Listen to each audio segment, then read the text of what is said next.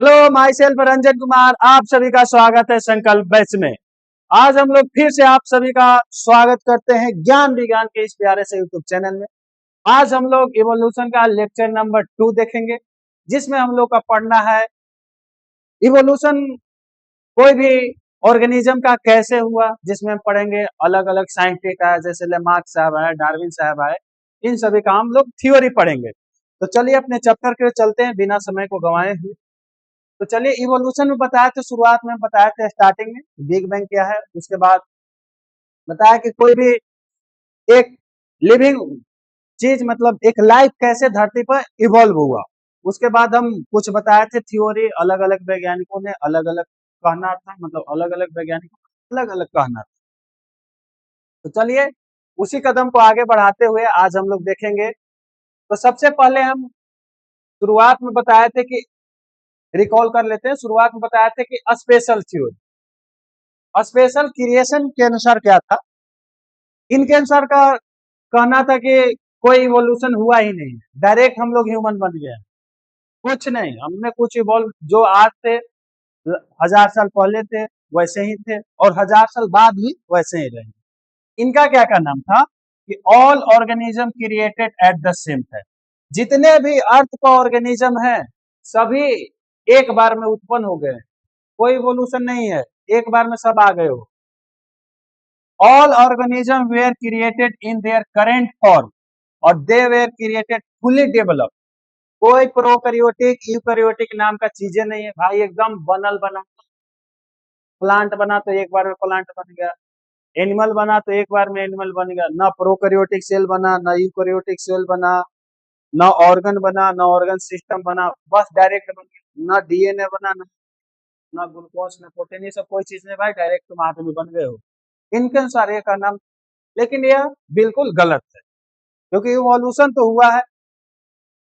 तो उसके बाद आए लेमार्क साहब।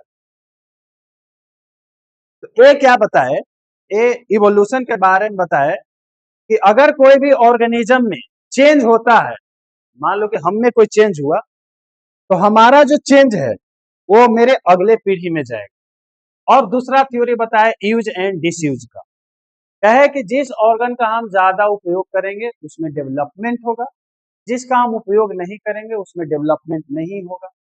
ये दो कथन इनका था। देखो पहला क्या था, organism change their character and they change are inherited by offspring. जो चेंज हुआ वो अगले ऑफस्प्रिंग में जाएगा। मान लो कि कोई फर्स्ट जनरेशन है,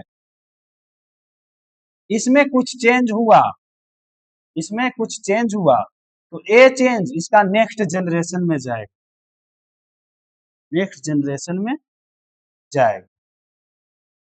इनका एक नाम था, लेकिन ये थ्योरी इनका आगे जाके गलत हो गया। एक वैज्ञानिक थे, उन्होंने एक चूहा पे एक्सपेरिमेंट किया और कई जनरेशन तक एक चूहे का पूंछ काटते चल गए, और बहुत जनरेशन के बाद भी देखे कि पूंछ का चूहा का पूंछ आते जा रहा है, मतलब एक जनरेशन तो दूसरा जनरेशन में जा तो नहीं रहा। दिमाग साहब तो बताया कि अगर चेंज हम कर रहे हैं तो एक जनरेशन तो नेक्स्ट जनरेशन जाएगा। लेकिन जब हम चूहा पे एक्सपेरिमेंट किए, हम हर एक जनरेशन के चूहे का पूंछ काटते चले गए, फिर भी वो अगला जनरेशन में अपने आप ऐसा नहीं होगी चूहा ऐसा पैदा हुआ कि उसमें पूछे नहीं हो, ऐसा नहीं हुआ। इनका थ्योरी लागू नहीं हुआ। उनके बाद इन्होंने यूज एंड डिसयूज का बताया था। देखिए अगला क्या बताया, यूज एंड डिसयूज बताया कि जिस ऑर्गन का हम ज्यादा उपयोग करेंगे उसमें डेवलपमेंट होगा, जिसका नहीं उपयोग करेंगे नहीं होगा।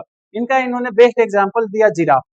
जिराफ में इन्होंने बताया कि जिराफ जो पहले थे छोटे गर्दन वाले, जो नेक था उनका छोटा था।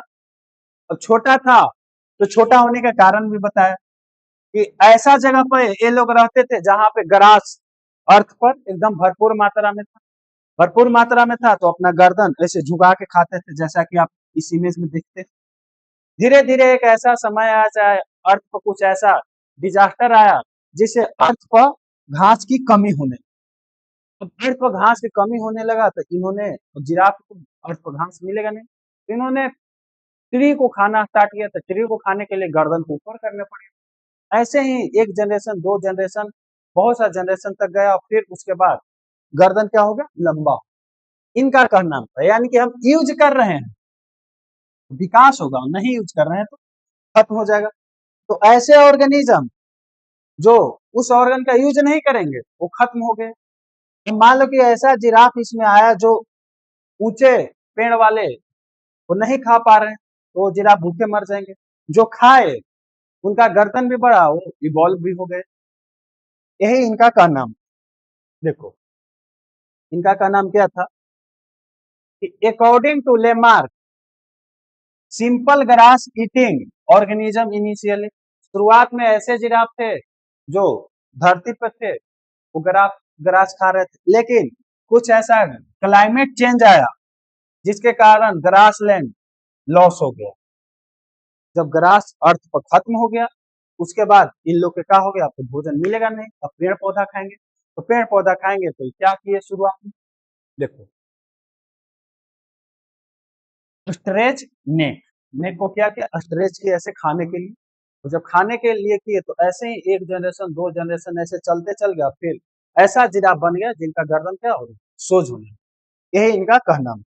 और जो जिनका नहीं हुआ वो क्या हो गया, मर गए। वो क्या हो गए, मर गए। देखिए इनके आंसर यही, इनके आंसर कहो तो दो दो चीज होगा, एक ऐसा जिराफ जो छोटा गर्दन वाला हो, एक ऐसा जिराफ जो बड़े गर्दन वाला इवॉल्व हो, तो उसका यूज किया। क्या हुआ, when this organism reproduce this medium length neck and passes the next generation, और ये जिराफ उसी के साथ रिप्रोड्यूस किए जिनका नेक गर्दन था, फिर एक जनरेशन टू दूसरा जनरेशन चल गए। चलिए यही इनका थ्योरी था। इनका अगर ऐसे कहो तो दो जनरेशन, दोनों बात सही है। यूज किया, गर्दन डेवलप हुआ, एक जनरेशन से दूसरा जनरेशन में चल गए, तो इनका दोनों थ्योरी सही, लेकिन ये सभी पर लागू नहीं, ये सभी पर लागू नहीं होता।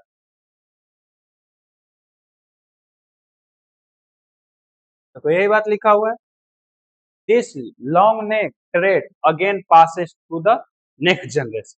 और जो पीछे छोटा वाला वो क्या हो गए, खत्म हो गए। जब मान लो कि अभी भी है तो उनका एक अलग कैटेगरी है, इनका एक अलग कैटेगरी। एक इनके साथ मीटिंग करेंगे, लंबे गर्दन वाले।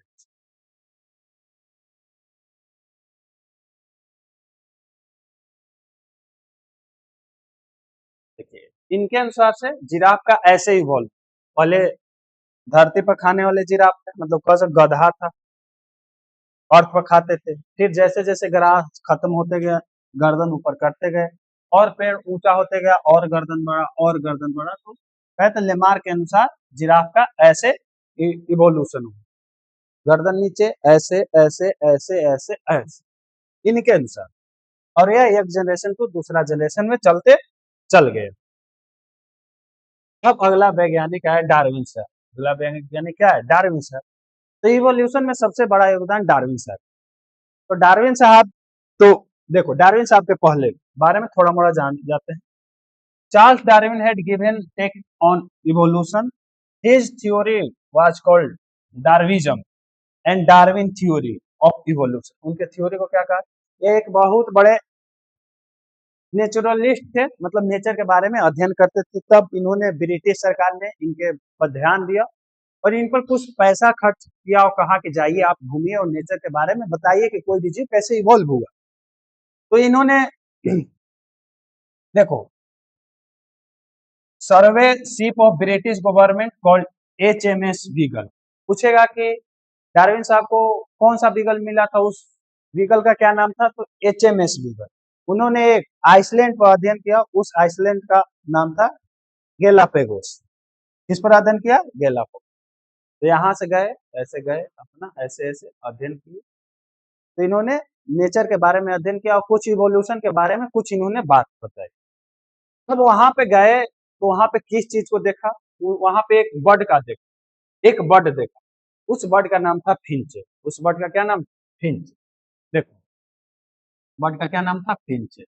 गैलापागोस आइलैंड पर गए, गैलापागोस आइलैंड आइसलैंड पर गए और उन्होंने ऑब्जर्व किया है फिंचे के बारे में, मतलब एक बर्ड के बारे में अध्ययन किया। और वहां पे देखे कि एक ही टाइप का बर्ड के अलग अलग वेराइटी, एक ही टाइप का बर्ड, मतलब उनका ओरिजिन सेम था बस उनका अलग अलग वैरायटी।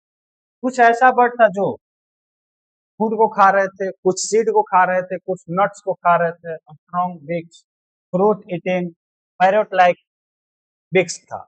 बहुत प्रकार के इन्होंने देखा, जैसे इस आइलैंड पर ऐसा दिखाई दिया, इस आइलैंड पर ऐसा दिखाई दिया, ऐसा दिखाई दिया।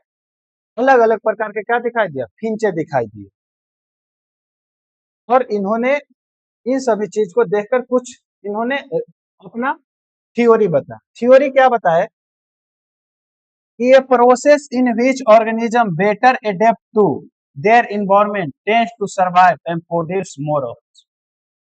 बताया कि कोई भी ऑर्गेनिज्म अपने इन्वायरमेंट के अनुसार एडेप्ट हुआ और उसी के अनुसार वो क्या हो गया, ढल गए। जैसे मान लो कि कोई ऐसे फिंचे जो सीड खा रहे, तो उनका जो चोंच था सीड के अनुसार, जो बीज खा रहे थे बीज के अनुसार हुआ, जो फ्रूट खा रहे थे फ्रूट के अनुसार हुआ। तो यही बात बताया कि बेटर एडिप्टेशन के अनुसार, मतलब अगर इन्वायरमेंट चेंज किया तो इन्वायरमेंट के अनुसार वो भी बदल गए और एक अपना नया स्पीसीज बना दिया, एक नया स्पीसीज बना दिया और फिर वो अपना ऑफस्प्रिंग बनाने। देखिए, और एक किसके थ्रू हुआ, ये नेचुरल सिलेक्शन के through. Darwin based his theory natural selection had different taken on the evolution of giraffe. क्या बताया, देखो, a group of organism belong the same species, एक ऐसा ग्रुप देखे जिसका स्पीसीज सेम था, सेम लोकेशन भी था, केपेबल टू इंटर ब्रीडिंग, अपना में ब्रीडिंग भी कर सकते थे, इज कॉल्ड पॉपुलेशन उसको बोलेंगे। अब वहीं पे क्या देखे,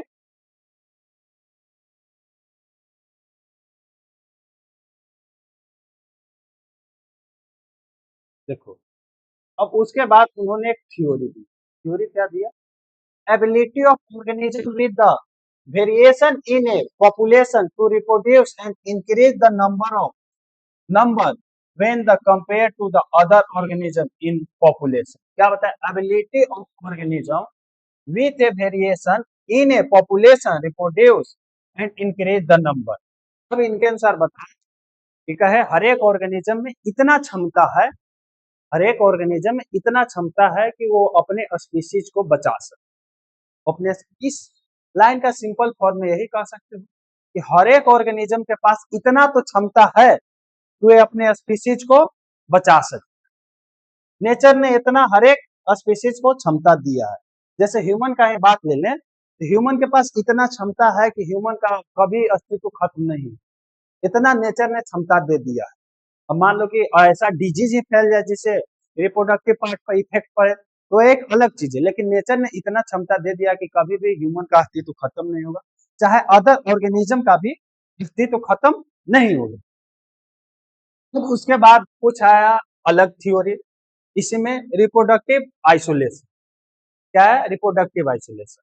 इन्होंने जिराफ में बताया कि कोई भी ऑर्गेनिज्म में कोई मान लो कि नया कैरेक्टर इवॉल्व हुआ, नया कैरेक्टर इवॉल्व होकर बेटर बन गया, तो अपने ही ग्रुप के साथ मीटिंग करेंगे। जैसे मान लो कि एक लंबे गर्दन वाले जिराफ और एक शॉर्ट गर्दन वाले, कभी लंबे गर्दन वाले शॉर्ट गर्दन वाले के साथ मीटिंग नहीं करेगा, ये उसी के साथ मीटिंग करेगा जो लंबे गर्दन वाली हो, और यह करके एक नया स्पीसीज बनाएंगे।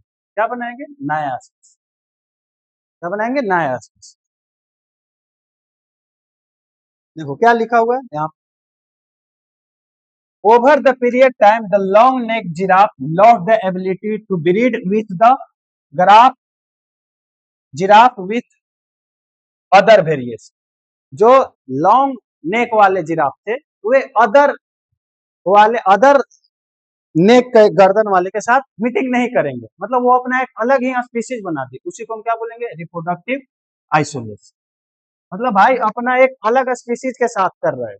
जैसे मान लो हम इन लोग के पास में, मान लो एक अमेरिका का आदमी और एक मान लो कि अफ्रीका का कोई आदमी, तो अमेरिका वाले क्या चाहेंगे, मान लो कि जनरली कहा जाता है कि अमेरिका में जो होते हैं उनका दिमाग कम रहता है, तो उतना आईक्यू वाले नहीं, तो ये हमेशा किसके साथ ब्रीडिंग करेंगे, अमेरिकन वाले के साथ ब्रीडिंग करेंगे। ये अपना किसके साथ ब्रीडिंग करेंगे, ये अपना अफ्रीका साथ वाले। ये कह सकते हो कि अलग कैटेगरी का आदमी हो गया या अलग कैटेगरी के साथ हो गया। तो अपना अलग करेगा, वो अपना अलग करेगा। इसी को आइसोलेशन, आइसोलेशन मतलब अलग होना, आइसोलेशन मतलब अलग होना। अपना एक नया स्पीसीज बना लो, अलग होना। देखो यहीं पे लिखा है this result the formation of new species of giraffe with the long नेक के साथ एक अलग स्पीसीज बन गया। अगला है, अगला आपका टॉपिक है स्पेसिएशन। स्पेसिएशन क्या है? देखो, organism that can interbreed are called species, ये बोलते हैं process of formation of new species is called species.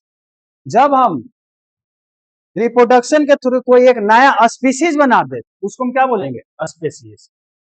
जैसे अभी हम क्या बताए कि लॉन्ग नेक वाले जिराफ, लॉन्ग नेक वाले जिराफ क्या किए? एक अलग स्पीसीज बनाए, different species form, different species form. यह एक ऐसा स्पीसीज बन गया जिनके जिनके पास नेक कैसा है? लंबा है। इसके थ्रू किए रिप्रोडक्टिव आइसोलेशन के, किसके थ्रू किए? रिप्रोडक्टिव आइसोलेशन के थ्रू। किसके थ्रू किए? रिप्रोडक्टिव आइसोलेशन के थ्रू। यह एक नया स्पीसीज बना दिया, इसी को हम क्या बोलते हैं? स्पेसीज। क्या बोलेंगे? स्पेसीज। इसमें क्या, जेनेटिक मटेरियल भी बाबू अलग होगा, जेनेटिक मटेरियल भी क्या हो जाएगा? अलग हो जाएगा।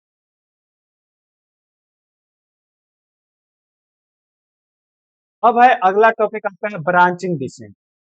देखो ब्रांचिंग डिसेंट में क्या है कि जिस, जैसे मान लो कि जो इंसिस्टर है, जैसे मान लो कि इसमें देखो शुरुआत कहां से हुआ? यहां से। तो इसमें जितने भी ऑर्गेनिज्म है इन सभी का इंसिस्टर कौन है? Species one. इन सभी का इंसिस्टर कौन है? Species one. स्पीसीज वन से एक और बना स्पीसीज वन, और स्पीसीज वन से एक नया स्पीसीज न्यू बन गया जिसको हम क्या बोलेंगे? स्पीसीज। अब क्या होगा कि जैसे जैसे समय बीतते जाएगा स्पीसीज वन खत्म हो जाएगा, क्योंकि ये बाबू ये नया स्पीसीज बना। ये क्या बना है? नया स्पीसीज। तो ये अपने साथ ही मीटिंग करेगा, ये अपने साथ ही मीटिंग करेगा, और ये दो, इससे दो नए स्पीसीज बने, स्पीसीज 3 और स्पीसीज 4। और इसके साथ फिर स्पीसीज 2 बन गया, इसके साथ फिर एक स्पीसीज 2। ये दोनों खत्म हो जाएंगे, ये दोनों क्या हो जाएंगे? खत्म। क्योंकि पहले जैसा हो, इवोल्यूशन तो यही है, पहले वाले खत्म होते चल जाएंगे और नए बनते चल जाएंगे। तो स्पीसीज 1 भी खत्म होगा और स्पीसीज 2 भी खत्म होगा। अब मान लो कि यहां से कोई और बनेगा, स्पीसीज 5 और 6 बना, मान लो कि फिर गलती से 3 बन गया, तो 3 क्या हो जाएगा? खत्म। क्योंकि इवोल्यूशन होना है ना। तो देखो इसमें क्या लिखा है, the process of development of new species from the single common is called branching dissemination. For example, initially three there was a species of giraffe with the different variation. शुरुआत में क्या था कि जिराफ का अलग अलग वेरिएशन था, धीरे धीरे इवोल्यूशन हुआ, और इवोल्यूशन के थ्रू क्या हुआ? स्पीसीज में भी वैरायटी आना चालू हो गया। और अब के जो जमाना में जिराफ है वो कैसा है? Long leg. इसका सिंपल मतलब है कि बाबू जो पीछे वाले होंगे वो खत्म होते चले जाएंगे और नए स्पीसीज बनते चल जाएंगे। अब डार्विन साहब एक वैज्ञानिक से इन्फ्लुएंस हुए थे, उनका नाम था थॉमस मेल्थस। उनका क्या नाम था? Thomas Malthus. Darwin research and propose his theory evolution, he was influenced by essay which was written by Thomas Malthus. इससे इन्होंने क्या किया? इन्फ्लुएंस हुआ था और सब मिला के एक थ्योरी दिया था। ये क्या बताया कि ह्यूमन पॉपुलेशन ग्रो करेगा जियोमेट्रिकली, और रिसोर्स कैसा है? मैथमेटिकली। कैसा है? तो इनके आधार पर इन्होंने एक और थ्योरी दी। थ्योरी क्या दिया? इसको एक एग्जांपल के थ्रू समझो। मान लो कि पैरामीशियम है, पैरामीशियम 48 घंटा में अपने आप को डिवाइड करके 3 गो बना, कितना बनाएंगे? 3 गो।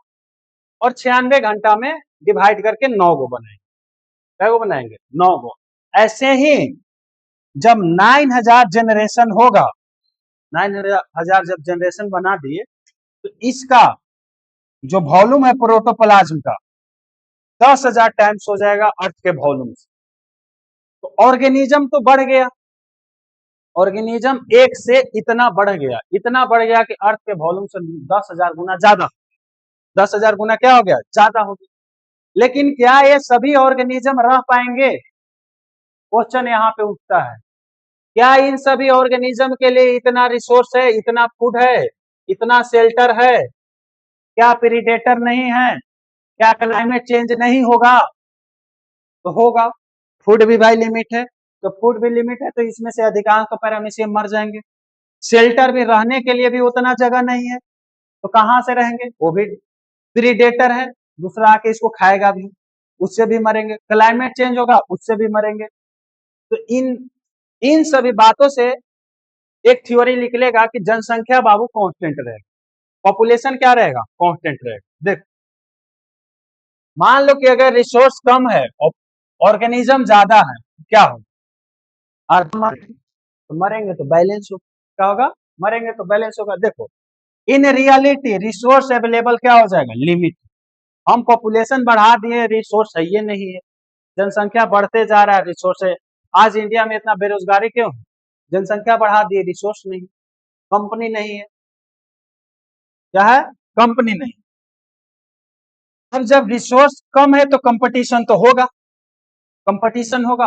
उस कंपटीशन में जो आगे जाएगा वही तो सरवाइव कर पाएगा, जो आगे जाएगा, जो फिट रहेगा वही आगे सरवाइव करेगा।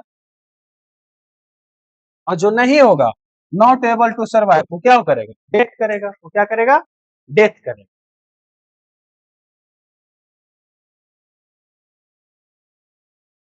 और इन्होंने एक और वैज्ञानिक थे, एक और वैज्ञानिक रसल वाल्स से, a part of Darwin, Russel Wallace से also similar idea of evolution, यानी कि जो डार्विन साहब दे रहे थे उसी के सिमिलर एक और वैज्ञानिक अपना थ्योरी को बता रहे थे। और क्या बताया कि कोई भी ऑर्गेनिज्म अर्थ पर है, उसको सेलेक्ट करेगा नेचर। उसको कौन सेलेक्ट करेगा? नेचर। यानी कि किसको मरना है, किसको जीना है, वो कौन सेलेक्ट करेगा? नेचर, यानी कि प्रकृति। जो प्रकृति के अनुसार चलेगा वो जिएगा, और जो प्रकृति के विपरीत चलेगा वो मरेगा। जैसे मान लो कि अभी यहाँ पे ठंड गिरने लगे, अभी यहाँ पे ठंड गिरने लगे, और कोई ऐसा व्यक्ति आएगा कहेगा कि ना हम ठंड के अनुसार नहीं रहेंगे, हम शर्ट ऐसी गंजी पर रहेंगे, तो उसको नेचर निपटा देगा, कहेगा ठीक है, रह तुमको रहना है रहो। जो समझदार व्यक्ति है, जो वातावरण के अनुसार चला, देखा कि ठंडा गिरना है तो हमको स्वेटर पहनना पड़ेगा, चादर ओढ़ना पड़ेगा, आग तापना पड़ेगा, वो नेचर में सरवाइव करेगा। जो ऐसी रहा, जो चेंज नहीं किया, वो मर जाएगा। तो सेलेक्ट यहाँ पे कौन किया? नेचर। नेचर कहा कि तुम हमारे अनुसार चलो, हम तुमको जिंदा रखेंगे, तो हम हमारे अनुसार नहीं चलोगे, हम तुमको मार देंगे। ओवरऑल क्या मतलब हुआ कि किसी भी ऑर्गेनिज्म को सेलेक्ट कौन कर रहा है? Nature select.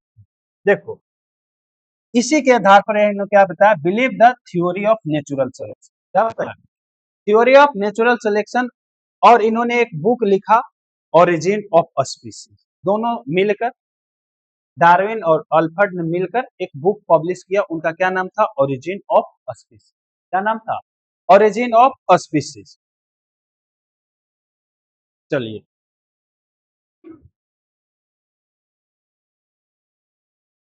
अब अगला टॉपिक है इंडस्ट्रियल मेलालेज। इंडस्ट्रियल मेलालेज। देखो, अभी हम क्या बताए कि कोई भी ऑर्गेनिज्म को सेलेक्ट कौन कर रहा है? कोई भी ऑर्गेनिज्म को सेलेक्ट कौन कर रहा है? नेचर। कौन सेलेक्ट कर रहा है? नेचर। लेकिन कहीं एक ऐसा कंडीशन आ जाए जिसके चलते ह्यूमन इंटरफेयर कर जाए, ह्यूमन के चलते वो सेलेक्ट, तो ऐसा देखा गया, ऐसा देखा गया। यहाँ पे आपको दो कलर का मॉथ दिखाई दे रहा हो, मॉथ या इंसेक्ट कहो, सिंपल। एक है बिस्टन ब्यूटेलेरिया, एक बिस्टन ब्यूटेलेरिया कार्बोनेरिया। यह ब्लैक कलर का है, एक ऐसा है ब्लैक कलर, एक ऐसा है जनरली व्हाइट, ऐसा है। तो जब इंग्लैंड में इंडस्ट्री नहीं लगे थे, कंपनी नहीं बैठी थी, यानी कि before industrialization population level was low during the predator birds was ये लाइटर। देखो क्या था कि जब शुरुआत में देखा गया कि एक पेड़ था, देखो एक ऐसा पेड़ था जो मान लो कि व्हाइट कलर का, उस पे एलगी के कारण ऐसे देखो ऐसे व्हाइट हो गया, ऐसे व्हाइट हो गया। एक ऐसा पेड़ था तो क्या हो गया व्हाइट। अब इस पर दोनों इंसेक्ट बैठे, एक व्हाइट वाला बैठा ऐसे कि पता नहीं चलेगा, तो दूसरा इंसेक्ट बैठा ब्लैक। अब बताओ प्रीडेटर को कौन सा आसानी से दिखाई देगा? तो सर प्रीडेटर को आसानी से डार्क वाला दिखाई देगा।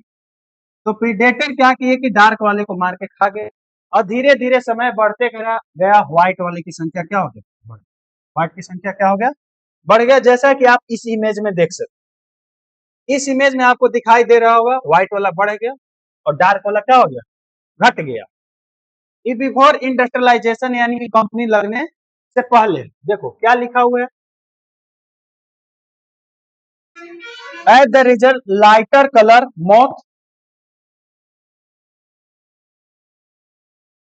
Lighter colour moth was not very easily spot by the predator, predator से आसानी से नहीं दिखाई दे रहा था जिस, और डार्क कलर इजिली स्पॉट हो जा रहा था। प्रीडेटर क्या किया,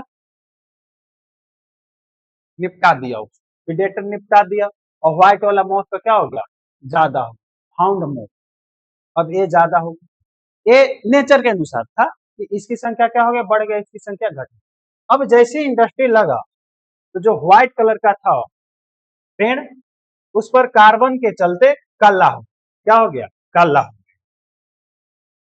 अब वही पेड़ कैसा हो गया, काला हो, वही पेड़ क्या हो गया, काला। इंडस्ट्री लगने से कारण पॉल्यूशन के चलते काला हो।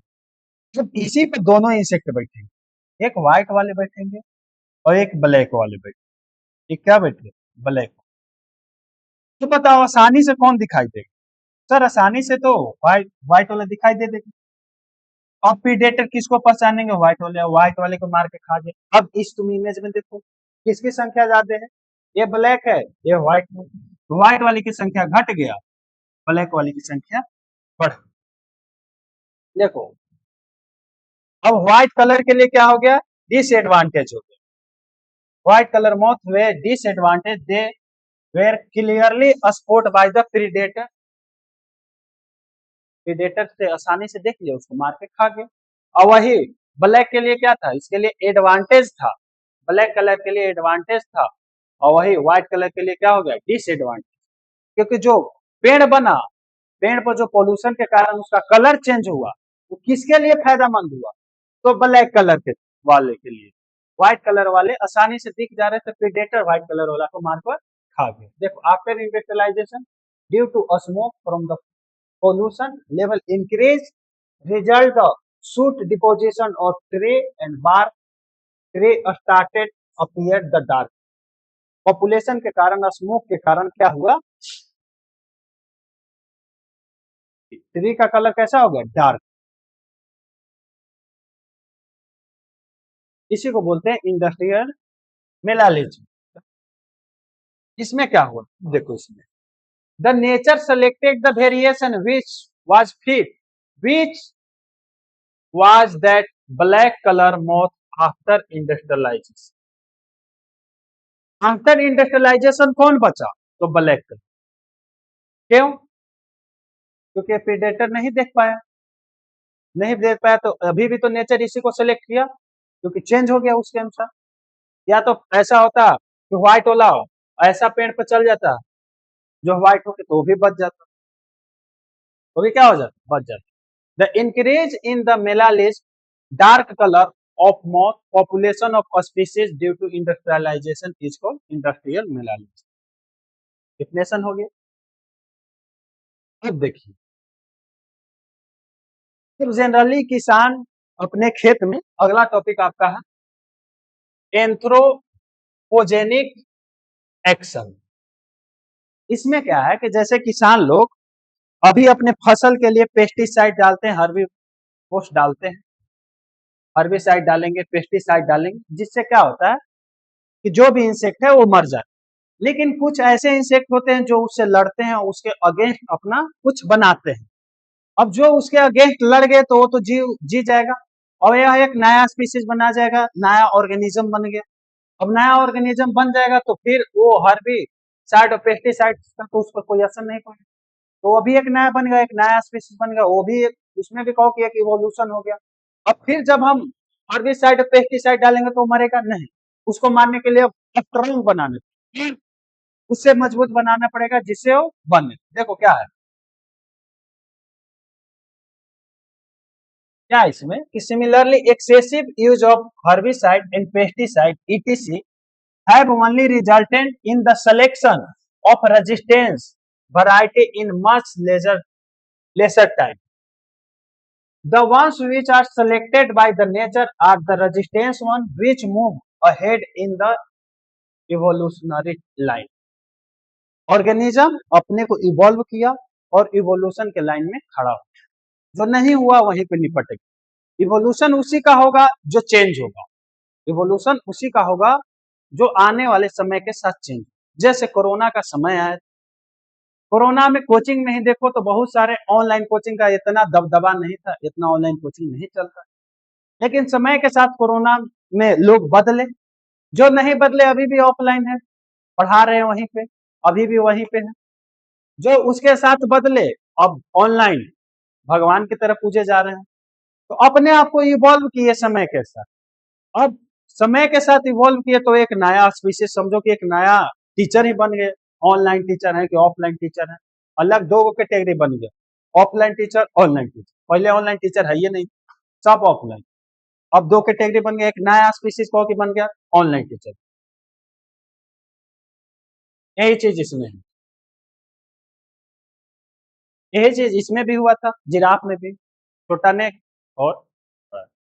तो समरी क्या था, थ्योरी ऑफ इवोल्यूशन में हम लोग क्या क्या, तो दो वैज्ञानिक मेन था, एक लेमार्किज्म एवं डार्विनिज्म, मतलब एक लेमार्क्स है, एक डार्विन। इन्होंने बताया theory of meat, theory of use and disuse and theory of acquired. बताया कि जो चेंज होगा कैरेक्टर वो एक पीढ़ी से दूसरा पीढ़ी में जाएगा, one generation to next generation जाएगा।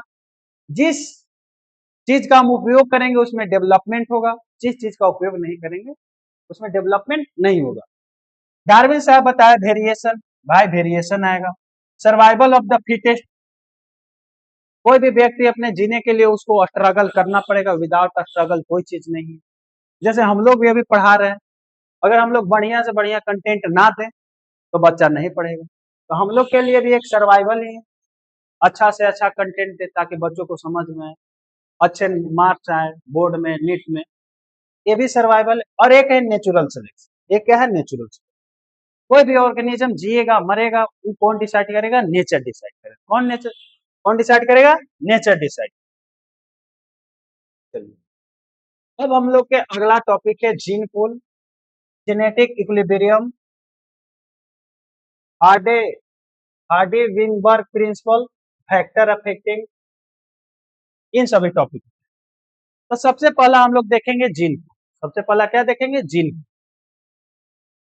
पूल। से आप लोग को समझ में आ रहा होगा। अच्छा, अगर थोड़ा मोड़ा रिकॉल करना है तो जीन के बारे में बताए थे, पी पर अलील 1 है, अलील 2 है। सीड के लिए, पॉड का बीज का सीड के लिए दो कलर था, एक येलो एक ग्रीन था। इनका दो अलील था, एक ग्रीन के लिए और एक येलो के लिए। तो जीन पूल क्या है, पूल मतलब क्या होता है, अगर हम जनरली पूरे स्विमिंग पूल बोले तो पानी का भंडार है, तो यहाँ पे जीन का भंडार क्या होगा, जीन का भंडार। Collection of all different gene and their allele in a population is term as gene pool.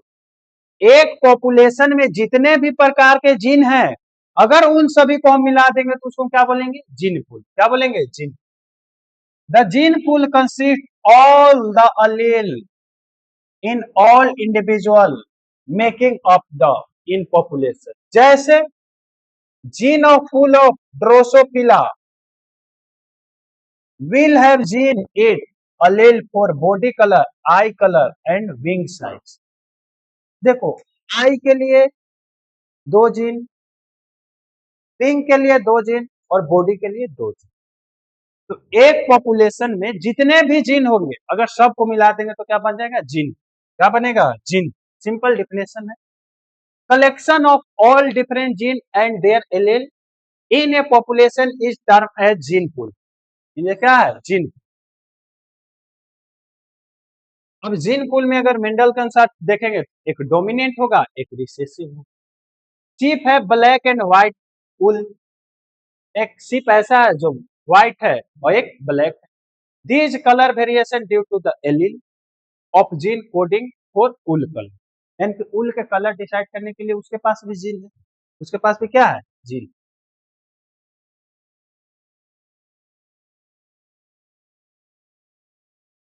पास में क्या है? जीन। अगर हम बोले,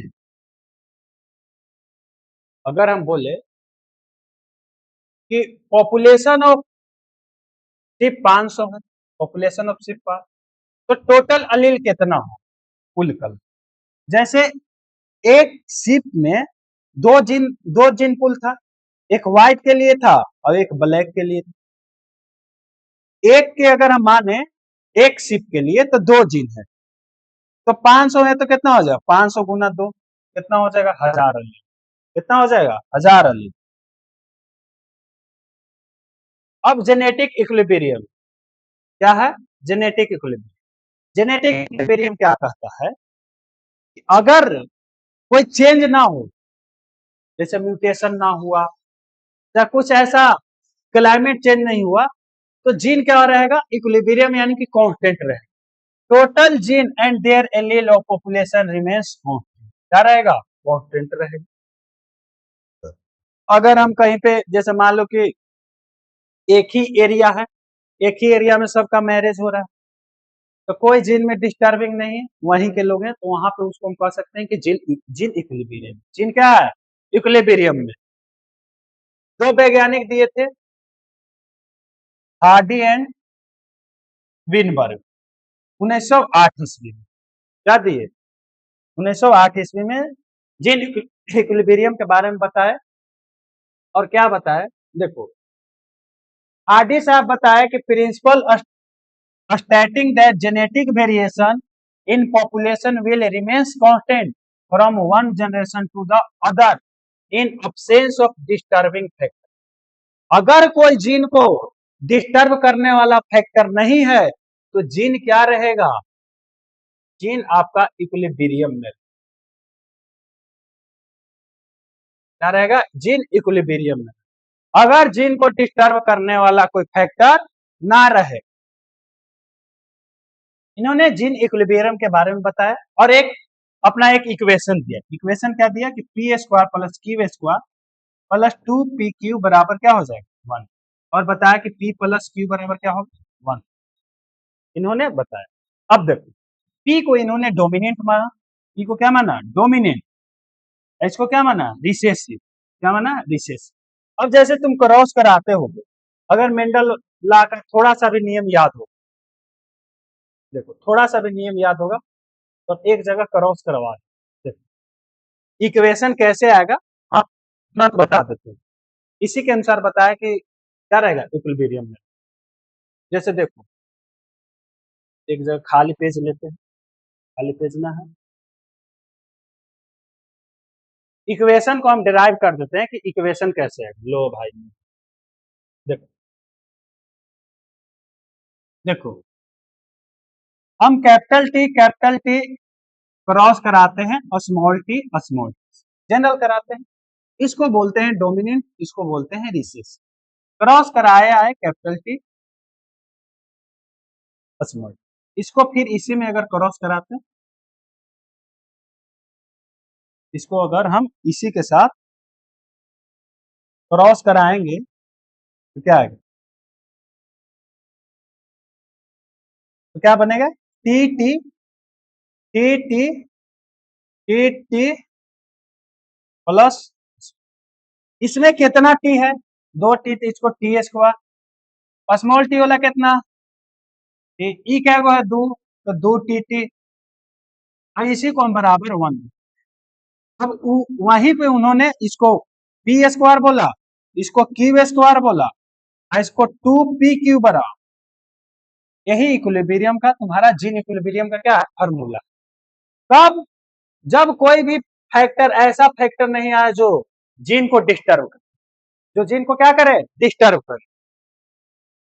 हम मान लो कि जीन को डिस्टर्ब करने वाला आ जाए तो क्या होगा, जीन को डिस्टर्ब करने वाला हो जाए, आ जाए तो क्या हो सकता है। देखो, छोटा हो जा बाबू, छोटा सा नन्हा सा बालक,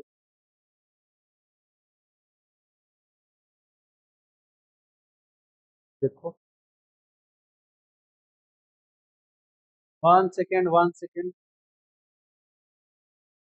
जीन को देखो क्या बताए, एक बार फिर से देख लेते हैं। frequency allele same for both generation if the frequency other generation are calculated then the same value are obtained। अब अगला जनरेशन में कैलकुलेट करेंगे तो क्या आएगा, सेम आएगा। आपको बस इसमें एक इक्वेशन याद रखना है। इक्वेशन क्या है, पी स्क्वायर बराबर P square plus Q square plus 2p Q बराबर क्या करना है 1। पी क्या होगा, डोमिनेंट एलील होगा, क्या होगा, डोमिनेंट एलील। क्यू क्या होगा, recessive allele, recessive allele. And P Q क्या होगा, इंटरमीडिएट होगा, क्या होगा, इंटरमीडिएट, क्या होगा, इंटरमीडिएट। यही इक्वेशन ने दिया। यह इक्वेशन किसका है, जीन इक्विलिब्रियम, किसका है, जीन इक्विलिब्रियम, इक्विलिब्रियम। चलिए तो इनका थ्योरी हो गया कंप्लीट, आगे देखते हैं।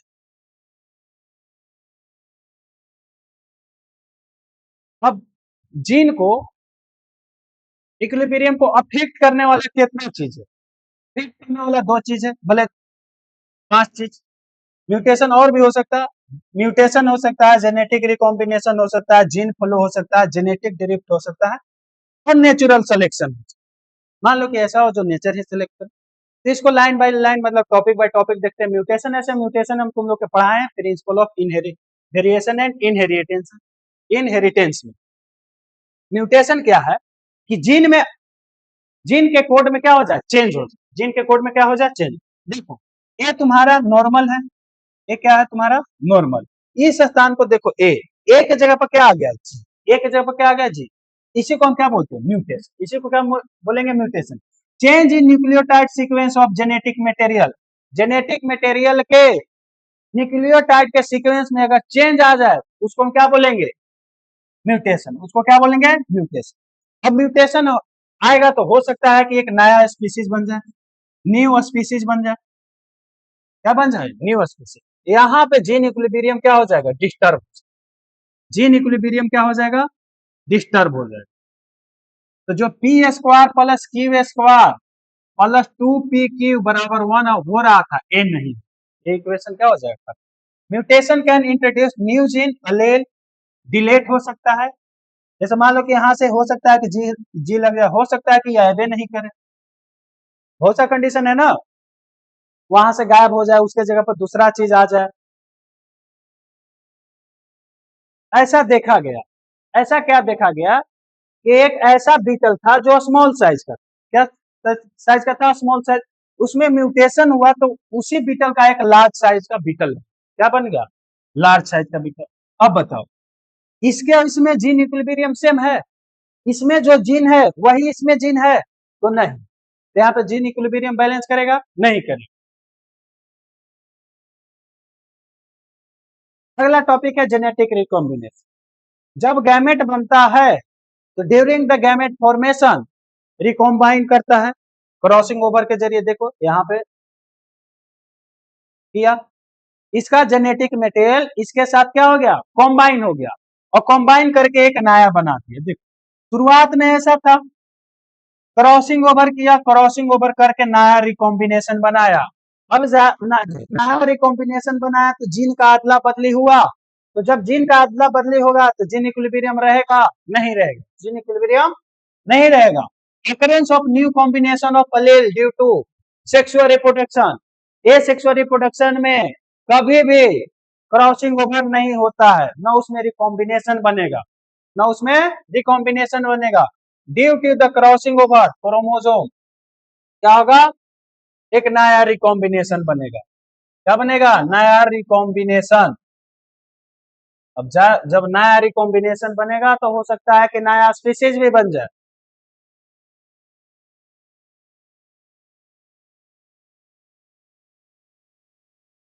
अब है जीन फ्लो। क्या है, gene flow.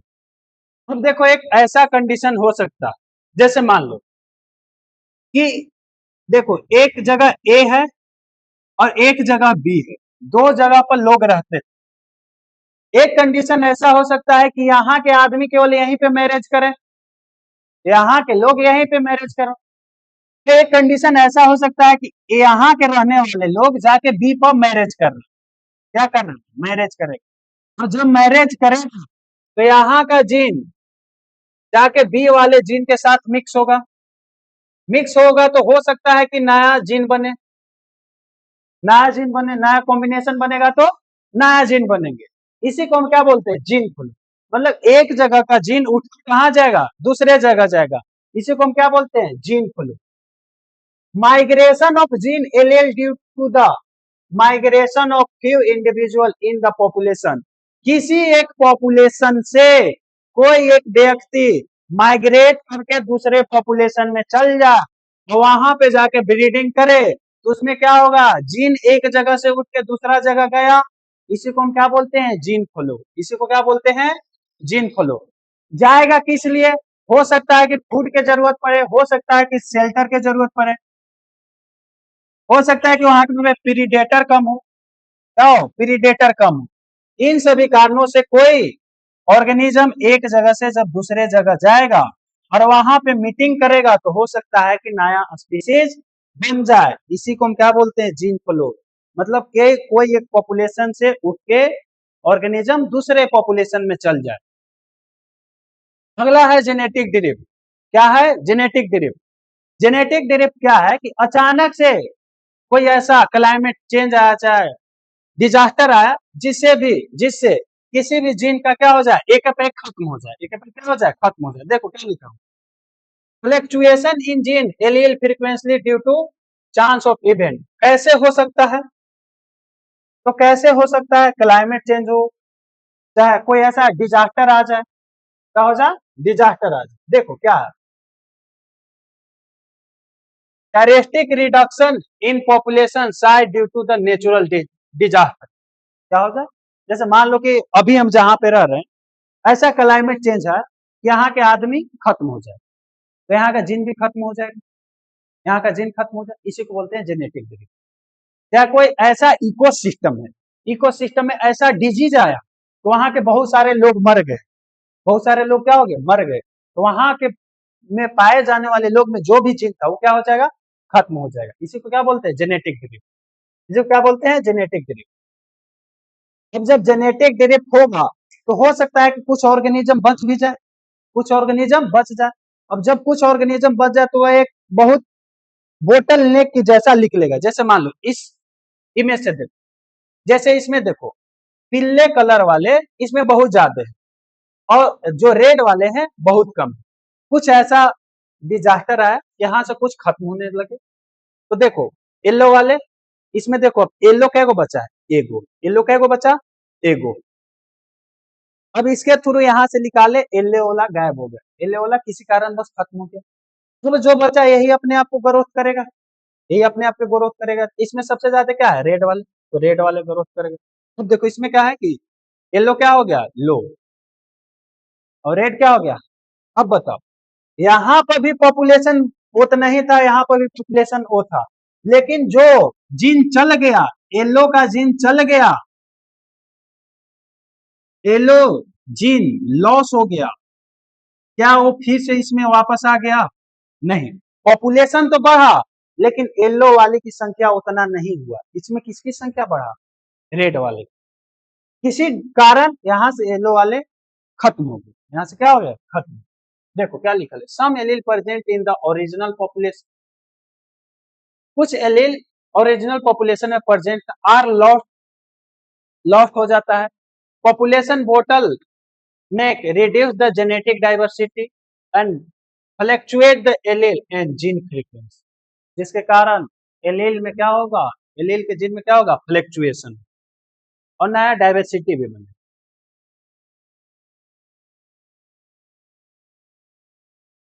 Genetic drift founder effect, reduction in genetic variation when the a small subset of population establish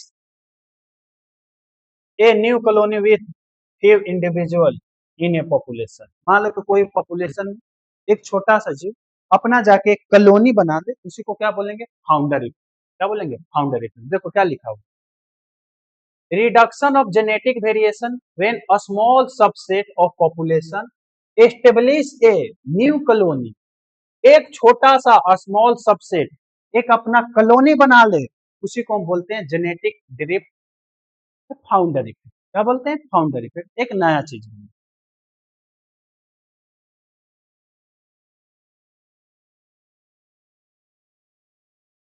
जैसे ई है इसका पेरेंट पॉपुलेशन, इसका क्या है, पेरेंट।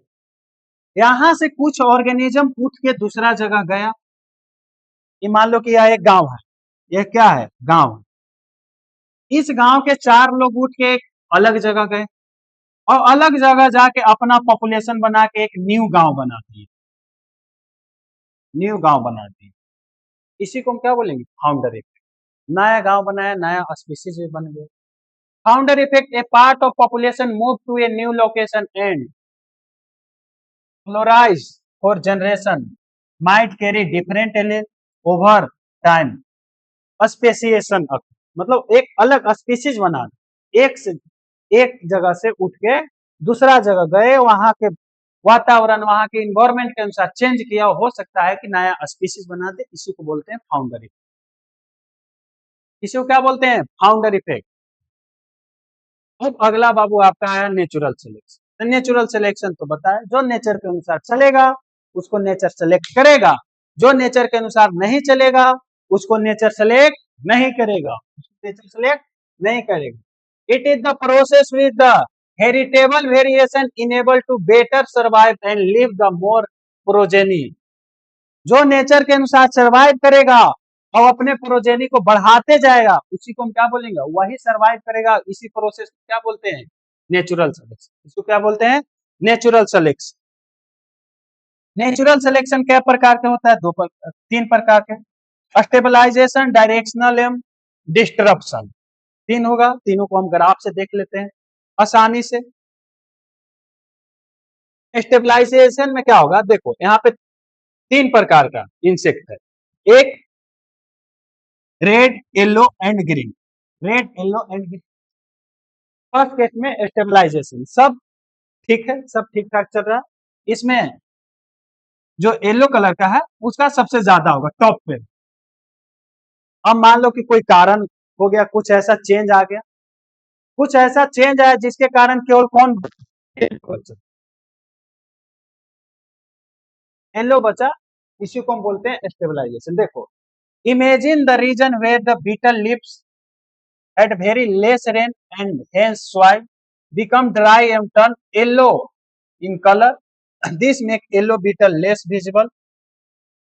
ऐसा क्लाइमेट चेंज है जिसके कारण येलो कलर का बीटल आसानी से प्रीडेटर नहीं देख पाता था और रेड और ग्रीन को क्या करता था, देख पाता था। और जब रेड और ग्रीन को देख पाएगा तो बीटल तो रेड एंड ग्रीन को ही मार के खाएगा, और जब रेड और ग्रीन को मार के खाएगा तो इसकी संख्या क्या हो जाएगा, घट जाएगा। संख्या किसको बढ़ेगा, संख्या बढ़ेगा येलो, संख्या किसको बढ़ेगा, येलो। उसके बाद ऐसा आया जिसमें यही दिखाई दिया, इसको मार के खा जाएगा। देखो, suppose the region where beetle live receive lot of rain, ऐसा वो बहुत सारा रेन पड़ा and surrounding become lush, green हो गया, अगल बगल का क्या हो गया, ग्रीन। तो ग्रीन तो उसके साथ छुप जाएगा, तो यह ऑफर किसके, ग्रीन बीटल के लिए क्या हो गया, एडवांटेज हो गया, और वह उसी के बैकग्राउंड के साथ क्या हो गया, मिल गया। प्रीडेटर किस पर अटैक करेंगे, रेड एंड येलो पर, और जब रेड एंड येलो पर करेंगे तो इन्हीं दोनों का क्या होगा, संख्या घटेगा, इन्हीं दोनों की संख्या क्या हो जाएगा, घटेगा। इसको डायरेक्शनल चेंज बोलते हैं, इसको बोलते हैं डिस्टरप्शन। इसको क्या बोलते हैं? डिस्टरप्शन। इसमें क्या होगा कि येलो पर खतरा हो। देखो हैवी रेन के चलते क्या हो गया कि plant start to flowering bear red fruit, plant fruit देना चालू किया, उसका कलर रेड हो गया। एडवांटेज हो गया ग्रीन एंड रेड के लिए, येलो को प्रीडेटर मार के खा जाएगा। फ्लावर लगा रेड, ग्रीन, तो ग्रीन और रेड तो बच गया उसके साथ छुप के, लेकिन येलो के साथ क्या हो गया? धोखा हो गया। इसको प्रीडेटर मार के खाएगा, मार के खाएगा तो आसानी से क्या हो जाएगा? देखो yellow beetle are visible in environment then attack.